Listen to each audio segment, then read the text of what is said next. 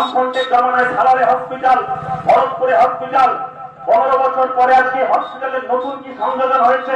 আজকে সেই হসপিটালে সেই করোনার সময় আপনারা দেখেছেন, আজও দেখছেন যে ঠান্ডা লেগে যদি জ্বর একটু বেশি হয়ে যায় আপনাকে লিখবে রেফার টু কাটোয়ানায়, রেফার টু বহরমপুর।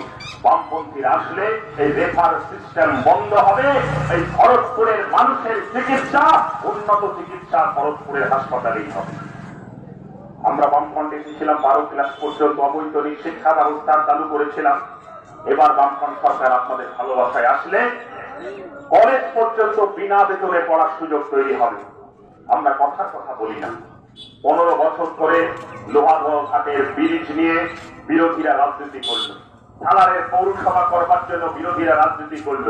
যারা নোনাই ব্রিজ তৈরি করতে পারে তাদের উপরে ভরসা রাখুন, তারাই পারবে লোহাদহ ব্রিজ তৈরি করতে, তারাই পারবে আবার ভরতপুরে কলেজ তৈরি করতে, তারাই পারবে সালারে যেমন মেয়েদের স্কুল, গার্লস স্কুল আছে, তারাই পারবে ভরতপুর এলাকায় আবার গার্লস স্কুল তৈরি করে মেয়েদের আধুনিক শিক্ষার ব্যবস্থা তৈরি করতে। আপনারা এই ভাবনা চিন্তাগুলো করেই আগামী 23 তারিখ বুথের মুখোমুখি হন।